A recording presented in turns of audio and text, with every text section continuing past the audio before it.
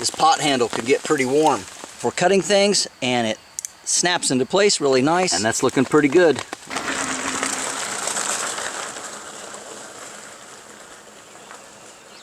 Hello, welcome to Waypoint Survival. Today we're going to be doing some camping on an e-bike. Stay tuned.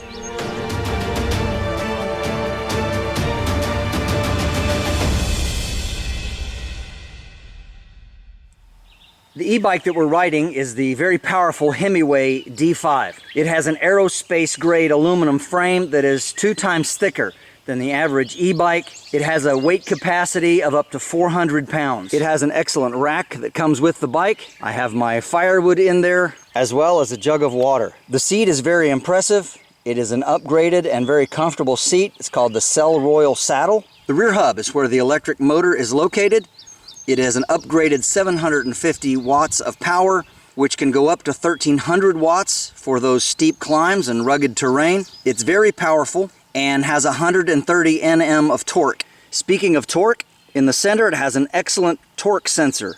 And when you begin to pedal, it responds very quickly, quicker than most e-bikes that I have ridden. You don't have to pedal very far. The motor kicks in. It's very smooth and makes it very easy to navigate any kind of terrain. The battery rides inside the frame.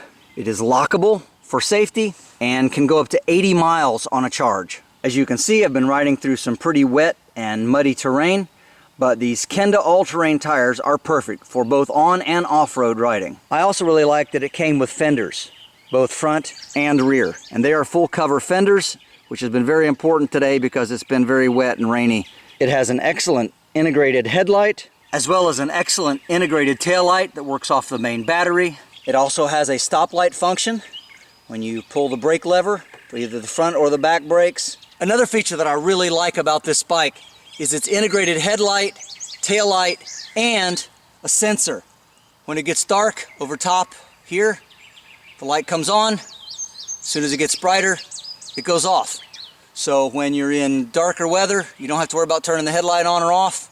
The headlight will come on by itself. Now that's cool. Speaking of the display, it's an excellent display. You can see here it's laid out very well. It's very clear and easy to read even in the daylight. We have our charge indicator, our level of assist, miles per hour, and how much we've gone on this particular trip. It came with a nice little bell and then a 7-speed Shimano shifter, and it's very easy, upshift and downshift. Everything is easy to hand. On the other side is the throttle lever. Very easy to access, and here are the main controls. We have our on and off power button. This is where you can cycle through the modes, and then plus or minus to add or decrease the level of assistance. It has a nice place for your palm to rest, and it's a leather or leatherette type of handle, and it's very soft and cushions the hand very well. It does have adjustable front suspension. It's very easily adjusted, clicks very nicely, so you can get the amount of ride that you wish. It has an excellent braking system. They're hydraulic brakes, very large rotors, both in the front as well as the rear.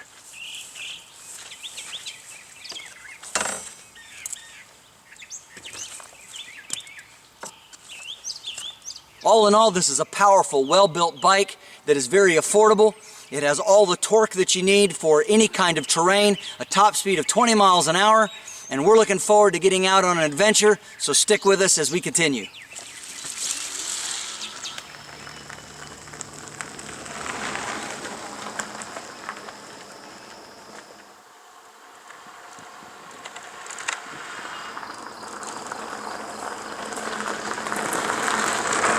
So we're ready to head down the trail to go to our campsite. I know of a small field. It's got some trees. It's next to a creek. It's a beautiful place to camp.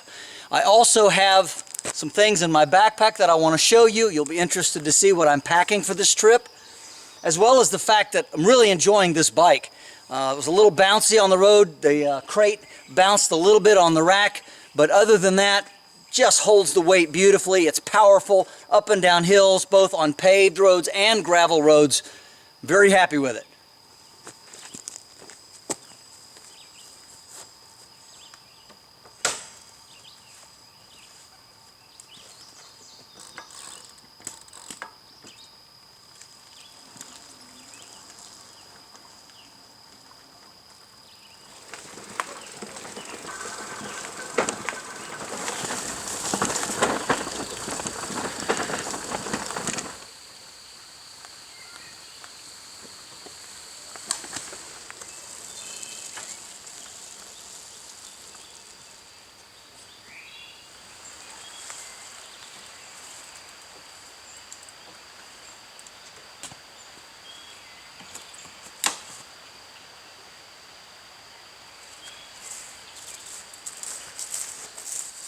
All right, it's here. It's a perfect campsite. Let's set up camp. We've got a beautiful little stream for a backdrop tonight, and the sound of the water is so peaceful.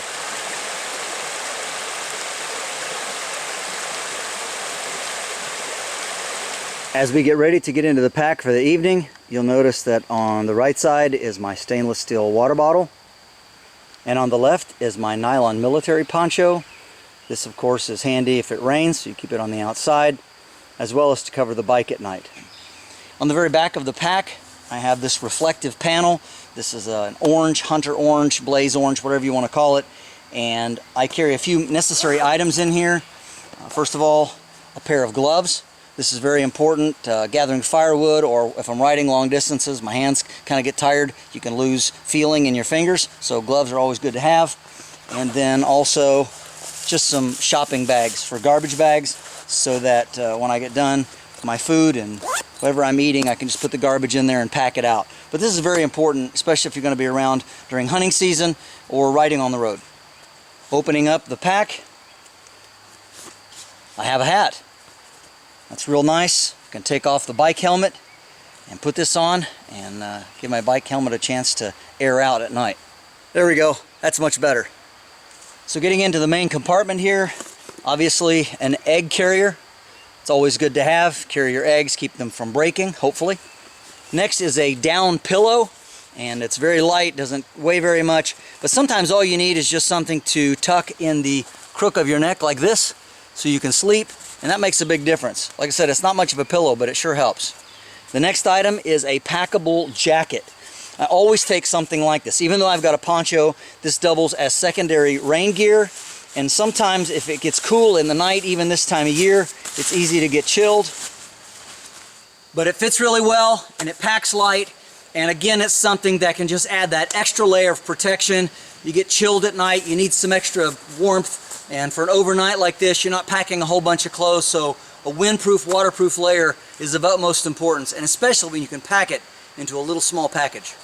You can see, there's no reason not to carry something like that in almost every kit. Next, we have our Possibles kit. You've seen this in a previous video, so I'm not going to belabor the point. But in here I have headlamp and extra batteries. I have a compass, some band-aids, little boo-boo first aid kit. We've got a backup blade, some emergency hand warmers, brightly colored cordage. Again, just odds and ends of things that I might need should the need arise. Before I forget, up here on the top, I have 3 or 4 heavy-duty garbage bags. That's really important. Next, we have some pre-cooked bacon. That's very, very handy. You can always cook your own, but you know, this makes it a lot faster, a lot less mess. Have my small skillet and a can of chili. Along with that, my stainless steel cup, and this is for cooking the soup and drinking and all of that as well. Of course, I'm just going to be drinking water, so I've got the water bottle for that. The next item we're carrying is a Grand Trunk little lightweight folding stool. I take this on a lot of trips just because it's so easy to pack. It weighs almost nothing and it holds 250 pounds. Since it's not getting very cold tonight, I've got a small snug pack jungle bag. And what's nice about this particular sleeping bag is it's got a mesh covering, mosquito netting like over your face so that you can lay at night, get a lot of fresh air, but you don't have the mosquitoes flying in with you. For sleeping, I have a Grand Trunk hammock, the hammock cover, and then the straps. This is very important if you're going to put up on a tree. These are much kinder to trees than just a rope.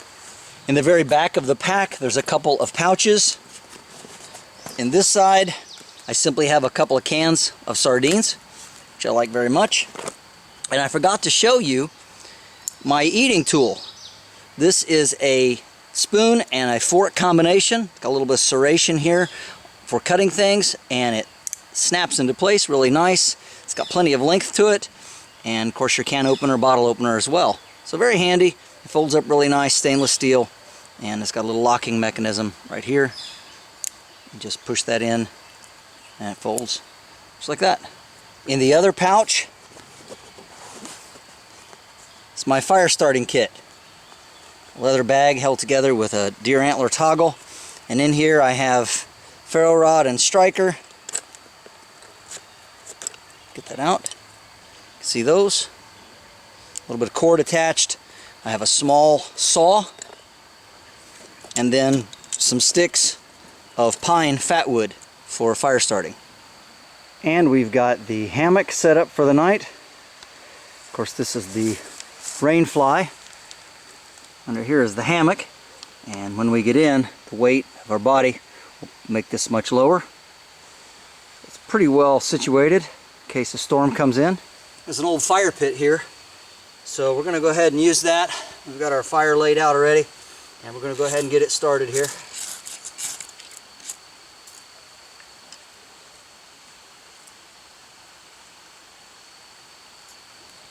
We got the fire going good.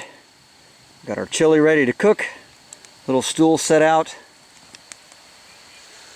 The bike's all tucked in for the night. Got the water jug handy.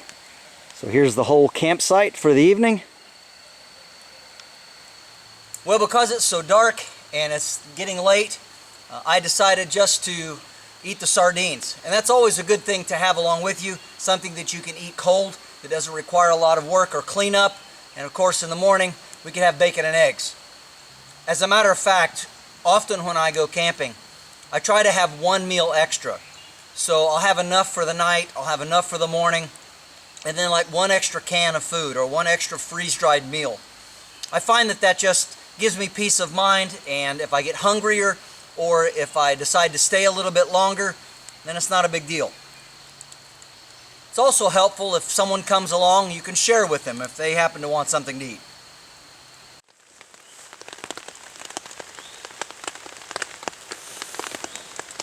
Well, good morning. Mosquitoes sure have been out, and that's why this jungle bag with this netting over the face is just a real lifesaver. If you can hear it, it's raining. Not a heavy rain, but a light, steady rain.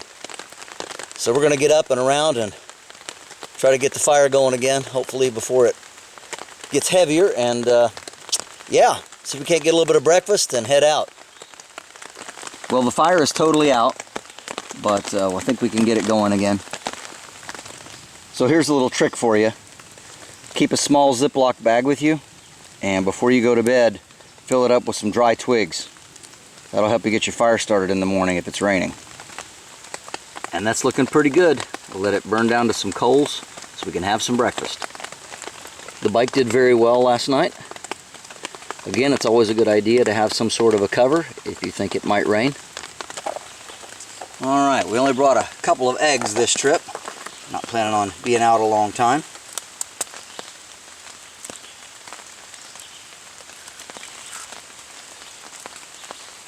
Perfect.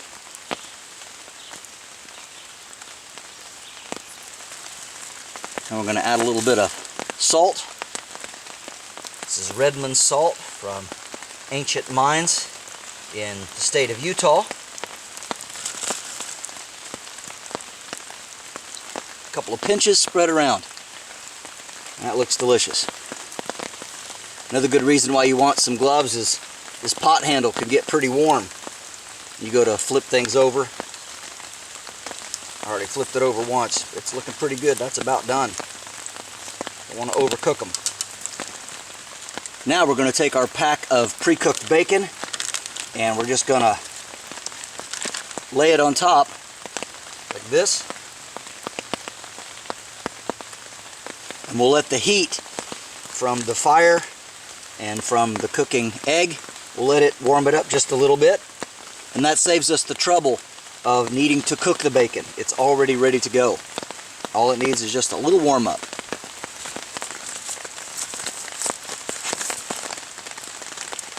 Okay, well, everything's nicely warmed up and it's time to enjoy our morning breakfast here.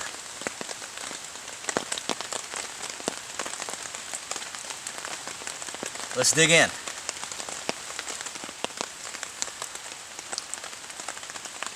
It's delicious. Just nothing like a hot breakfast on a rainy morning to really put new life into you. I'm going to finish this and we'll get back to you when we're done. The nice thing about using cast iron or steel in this case is when it comes to cleaning it out, if you use enough oil or grease, I used butter on this one, just a little bit of a paper towel, you wipe it out, and it's seasoned and ready for the next time.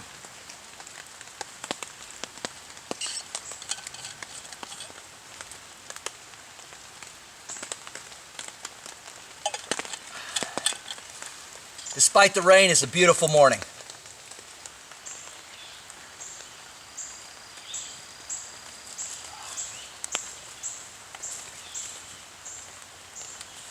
Always want to practice fire safety.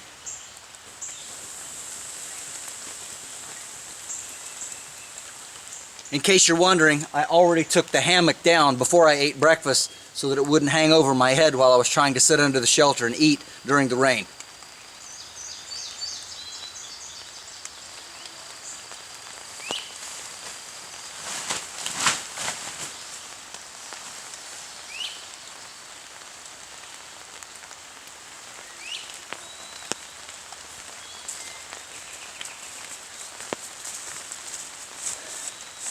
Naturally, whenever you get back home, you want to make sure and hang out all of your stuff that got damp, including your sleeping bag.